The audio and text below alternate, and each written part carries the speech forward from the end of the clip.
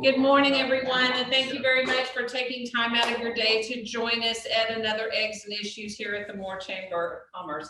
I am Kim, and we have Kelly in the background and Carol, and then Cheryl is running the front. So if you've gotten a chance to walk around and say hello, everybody, appreciate that. Big thanks to Moore Norman Technology Center, who is our Eggs and Issues series sponsor for all of them throughout the year. And I feel like I'm so out of sorts getting back to in-person events, so I apologize. We always like to start our meetings off with a blessing, so if you do not mind joining us, Daryl. Let's pray. Father, we love you today. We're thankful for this meeting. We're thankful for this group of individuals who come together that want to lead. Father, we just ask blessing upon their lives. We ask a blessing, Father, upon our speaker today, Commissioner Osborne, just let her make wise decisions and things that she's faced with. We ask a prayer for our legislators as being one. I just pray that you give us wisdom. There's a lot of issues that we're having to deal with. And also at a federal level, I know that there's a lot of concern out there in many different ways. We just ask blessing upon this meal, Father, the people that provided it. We ask this in the name of Jesus. Amen. And so again, Moore Norman Technology Center is our series sponsor for Eggs and Issues, and I'm going to give the floor to Mr. Glenn Cosper. You can do wherever you would like to do. I woke up this morning, I kind of felt like Mr. Rogers. It's a wonderful day in the neighborhood because we have our labor commissioner and we need to talk about more and more.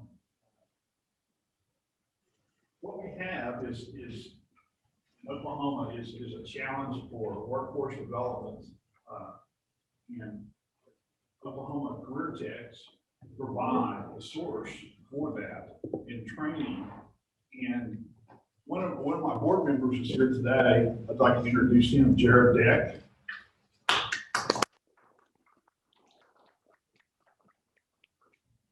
And the board members for Moore Norman Technology Center have a very background.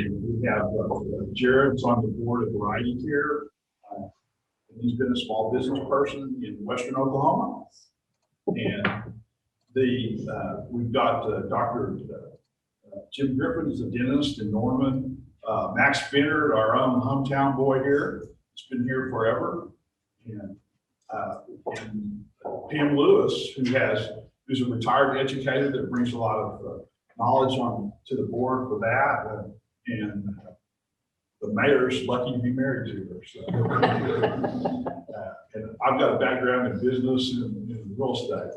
But what we do is try to provide a vision for our technology center, try to be a good steward of the resources and create new programs.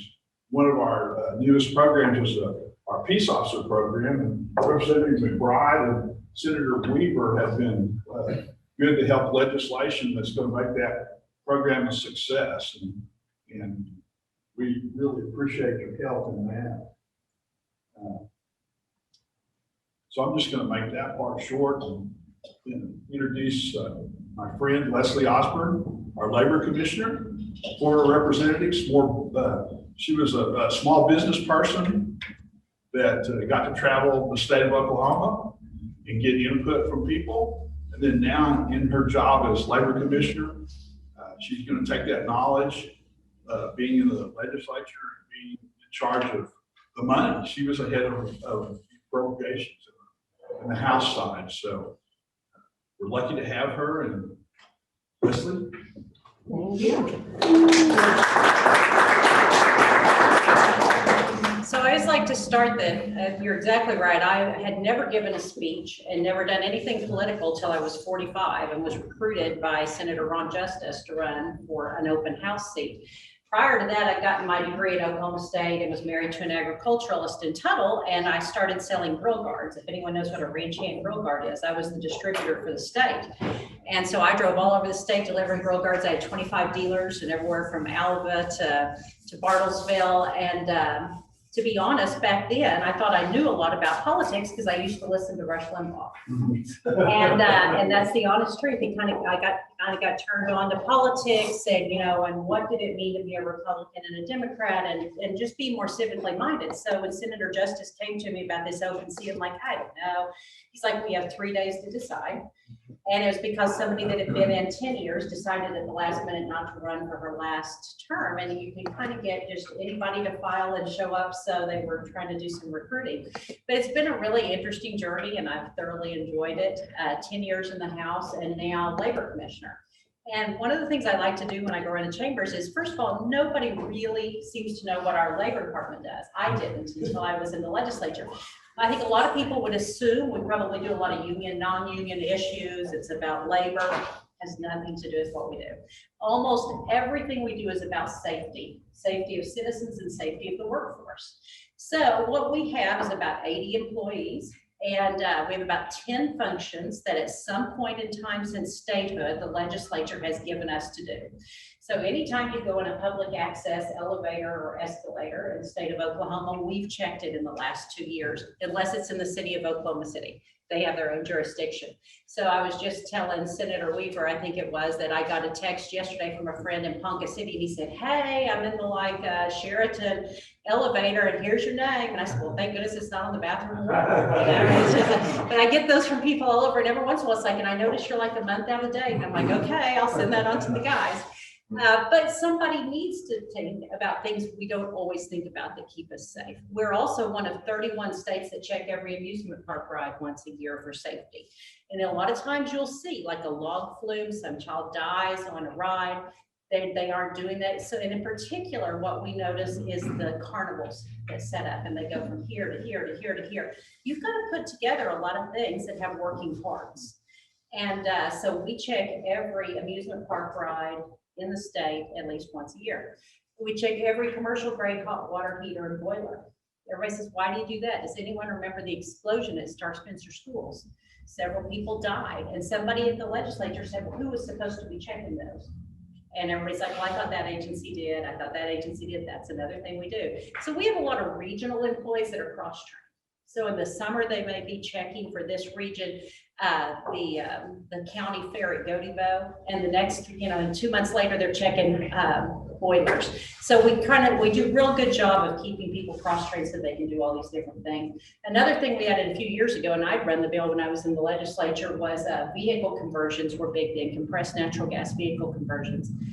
And I had some people come to me and they said, there's nobody checking that. And right now you can get on Craigslist. And that's when the price differential in gas and natural gas, lots of people were converting their vehicles. You can basically get on Craigslist and it says, hey, come over to my garage on Sunday and I'll install a system for you. Well, if it's not an EPA certified kit, if they don't know what they're doing, this is volatile materials.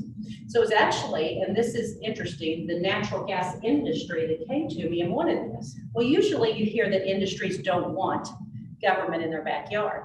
But what they realized is one of those put in wrong, mom gets hit at a stop sign in her minivan, the family dies, and nobody's converting their vehicle again in Oklahoma. So we also check every CNG pump across the state at least once a year for safety, because CorpCom only does gas and diesel tanks. We didn't know that. And so we figured that out, that there were some that had been out there 8 to 10 years and nobody had ever checked them for safety. So that's the kind of things that we do on that side. One of the other things, and I always love to talk about this at chambers because people don't realize we do it. If you've heard about OSHA, that's the Federal Department of Labor, not us.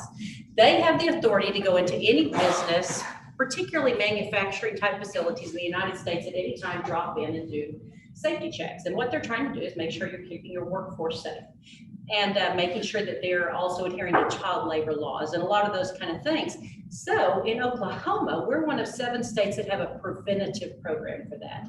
We will go out, we have OSHA trained employees. It's like 95% done with a federal grant. I don't know why other states don't do it. We will go out to any business in Oklahoma that wants us to, that invites us in, build a safety plan for them, embed one of our employees in their business, train their employees, and make sure that they're OSHA compliant on everything. So the neat thing about that, if you're Boeing, you've got a fleet of safety consultants. If you're a trailer manufacturer in Chickasha that started with 3 guys and all of a sudden it's burgeoning, you're up to 50, you've probably got some things that aren't safe. And not everybody knows about workers' comp insurance, and not everybody's done everything. So what we'll do is go in, are there caustic materials? Do you have the proper venting? Do you have enough exit signs? Is there proper lighting? If you have heavy duty equipment, do you have the guards on it? Is it roped off? You know, things that a lot of us just would really not necessarily think about. Because of that, we have one of the lowest rates in the nation of people being injured on the job in Oklahoma, which I think is something really neat that we do. We also do it for the public sector. So that's schools, cities, and counties. Same way. If you're Tulsa or Oklahoma City, you have safety consultants. But you'll hear a lot of times in a small community, I know Mangum a couple of years had somebody that died because they backed something into an electric line. You'll hear about a trenching accident. A trenching accident or something like that just takes some training, because a lot of times a small town, a small county may just hire people without doing that kind of training. We even have some programs where if we need to, we can help them pay for safety harnesses or whatever it may be, but we would actually go out and train like the city of Mangum on electrical safety or whatever it is. So it's just kind of a neat thing. And a lot of times people aren't aware that we do that. So if you know of any businesses that might be interested, one other nice thing about that is that when you do that, you also are exempt from OSHA coming in and doing that spot check. If they come in and see that you have completed our program, which is called a SHARP certification, you have something you can keep at the door. If they see that, they basically just walk away. And OSHA is one for the feds, so they'll walk in and shut your business down, or they'll give you a $15,000, $20,000 fine. So they are serious. And of course, it's a serious thing that they're doing, but it's nice that we have something to do that. So the other thing that we do is our wage and hour division, and which is also my other favorite division, is anybody that has a job in Oklahoma and is not paid for something they did, we can actually go for free to any citizen and we have administrative law judges that come in and we can get those back wages. So, most people that were maybe a more lucrative career are probably going to lawyer up and go to district court. But what we have in general is the lower paid demographic that comes to us. And our average payout last year was $900. But for the demographic we're serving, $900 means you didn't get evicted from your apartment, or you didn't have your car repossessed and you're able to feed the family. And a lot of times that happens in lower income jobs, maybe people that are cleaning rooms at a hotel or things like that. So what we do is try to do outreach to a lot of the communities that might have that type of problem. But same way, anyone can walk into the Department of Labor, file a claim, no cost to them. And last year we brought in $900,000, right under $1 million. And when you think about that, the average claim was $900, that's a lot of people we helped. So another thing that we'd love it if you told. And we have a great working relationship. It really helps. Senator Weaver and I were just talking about it, and we switched roles. He ran an agency, then ran for the Senate. And I was in the legislature and then ran to run an agency. But it's so important to have those working relationships. And with Representative McBride and Senator Weaver, you all are very well represented. And I think you all, if you're here, are probably cognizant of how important it is to have a relationship with your legislator. Because you never want to wait till some issue that is vitally important to you or your business comes up and not already have that relationship. So if you have any way that you can have members of your business or whatever reach out and know these guys, it's so much better. And I think that Representative McBride would agree. It surprised me a lot of times with, I think we usually have around 38, 39,000 constituents if you're a House member, how very few bills you hear from people on. There's hot topic ones you hear, maybe education bills, but sometimes there'd be a bill come across your desk that's very important to the state and not one constituent calls. Now, everybody has their own wheelhouse. And that's where it's nice, to be able to go to somebody that's a respected teacher, somebody that's been in law enforcement, and be able to talk to them about it. But those relationships are so important. So the last thing I wanted to just touch on real quickly, because I've been doing this in all my speeches for the last year, which have kind of been just now thinking back up because of COVID, is the lack of civility in Oklahoma and in our society right now. And I think it's incumbent upon each and every one of us to make a concerted effort to work on that. We're really in an ugly place.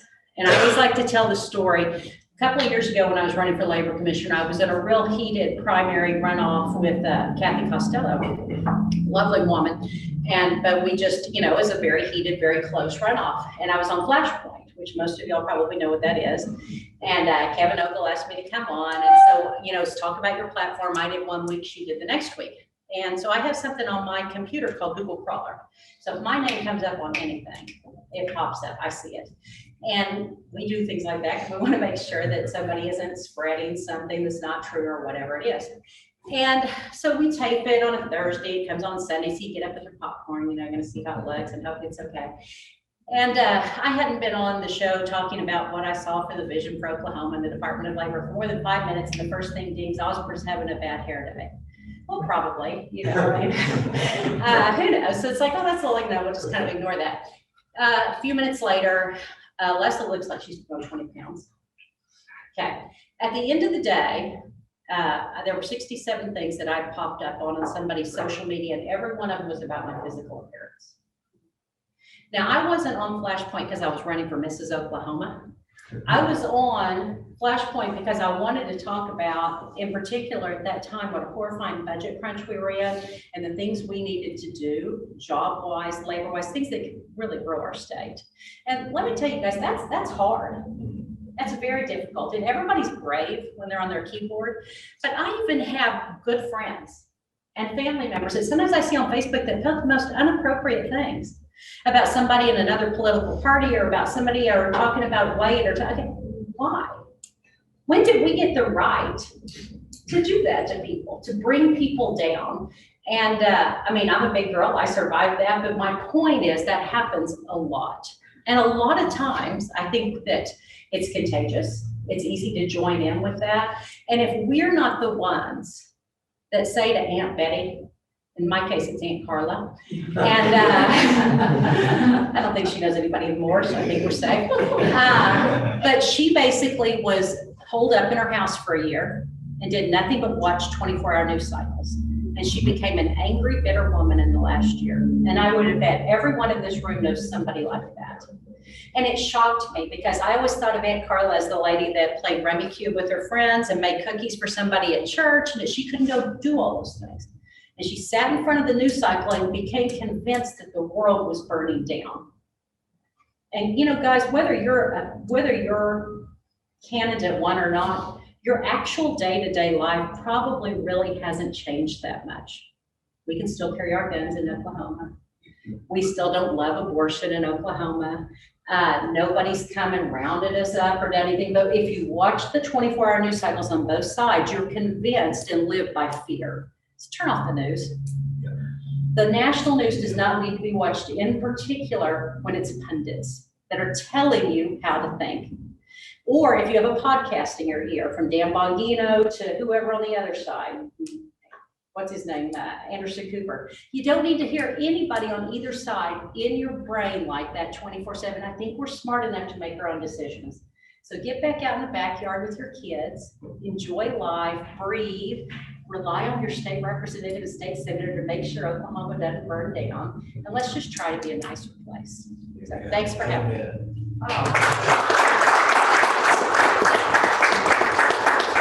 So I'm texting Janet, are you gonna fire Janet? Huh? You gonna fire Janet? I love Janet. Well, I've texted her and wondering why she's not here. She goes, what? Yeah, Mark knows one of my employees. I know think more they're than like, that. yeah, you know her really well. well, I know, didn't you take a look at that? Liz, Yes, several of them. yeah. Would you be open to some questions? Sure, absolutely. Can I make a comment? Yes. This is more of a comment than a question. And just like Representative McBride, I've known Leslie a long time. And what you saw today is what we need in government. What you saw today is what she's about. You know, she was a Probst chair in the House at a very tough time, probably the toughest time in state government ever that many of us can remember. I was not there. Mark had to take hard vote. Leslie ran the charge in the House on some of the things. If y'all remember back in 16, I believe, 16 was, this thing was upside down. But Leslie led the charge, but that same boldness you saw today is what she did on that House floor to try to maneuver. Then she did, the decision she made then hurt her in the election, if you'll remember. So I said that to say this, what she said at the end there is so true in this nation. As someone that now has run for office, it's despicable how people will get on their keyboards at night that don't even know the issue. And please, this is a very informed group in here, or you would not be here. Look at least read the bill before you make a comment. Because you would be shocked how many times that I've gotten a call or something, they're like, oh, I can't believe you voted for that. And I'm like, that's not what that bill says. There's so much propaganda right now out there about these pharmacy bills and stuff that you don't even have enough time or energy to stop them. So I just wanted to make that comment. That's what we need in Oklahoma is what you saw, people that have the boldness to stand up. What she said at the end of that, and because I knew about the labor department, was so important what she said today. We've got to be civil. We've got to watch how we treat people in this nation. And we want the other side, whatever side that is for you, we want the other side to do it, right? We want that side to change. Well, how about if we change? How about it start on, our house, not at Main Street or the White House, let's start at our house. So I really appreciate what you said, especially at the end, because it's very timely in our nation and in our state. And I appreciate your vote. Leslie has never not been known. That's why I'm single. She's always had that reputation of being someone that is straightforward and honest with you from the get-go. So we deeply appreciate you. Does anybody have any questions in regards to labor and? I don't have any questions, but I do, well, I guess I kind of do. Years ago, when I was in the classroom, how I knew about the wage and hour division was Lester Clarabelle. Yep. Would come to my classroom and he had this game that he would play with the students because they were about 15, 16, about to get their first job. And so it was really a fun way to introduce them to safety concepts and things about wages and their minimum wage and what their rights and all that. Lester still works for us. He's one of our long-term employees because he just loves what he does. And that's what he goes to classrooms all over the state. And I don't think everybody realizes that it is different when you employ somebody under 18. You have to give them different break times. You have to do things that you can get in a lot of trouble, but you also need to be working with these kids on that. And we get a lot of calls from people say, listen, I keep going through McDonald's and Lawton, and there's this kid that can't be more than 11. Well, usually we'll go check it out. Usually it's someone old like me and the kid's really 18, but they all start looking younger, And we will go check it out for you, and every once in a while there is something where somebody's being overworked and they can't, do their school hours or whatever.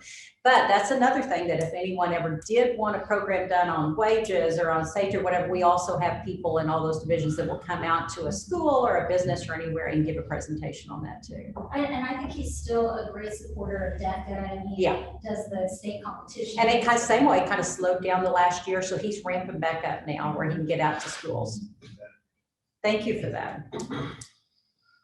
Is there a particular program that you might have seen with a different technology center around the state that you want to talk about? Well, the only thing, I don't know if it's a particular program. I've been on the Canadian Valley Technology Foundation board for 15 years.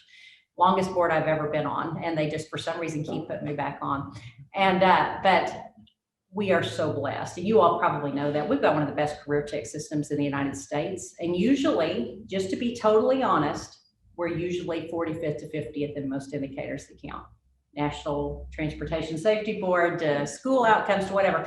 We are always high at the charts because career techs are funded very well, and they were funded different at statehood because they get a portion of ad valorem that doesn't have to go through the legislature to give back to them. And we are so blessed with our career tech system. So I don't know if there's any one particular, but I'm a big advocate. And one of the new programs we're going to work on, we're starting this spring, is to push out information on apprenticeships and programs, in particular in the critical needs industries, which are things like a lot of the construction, a lot of plumbing, electrical, there's huge shortages. And if you look at the mean or median age of what the people are that do those, I think the median age of a plumber is 57 or something. So I mean, we're in trouble if we don't get more. The career techs have started a couple of new of their career techs that have plumbing programs. I mean, people don't realize not every plumber is just about a plunger. It's also about critical infrastructure in hospitals and things like that. And then if you'll do one of these, it's basically free apprenticeships where you are a journeyman.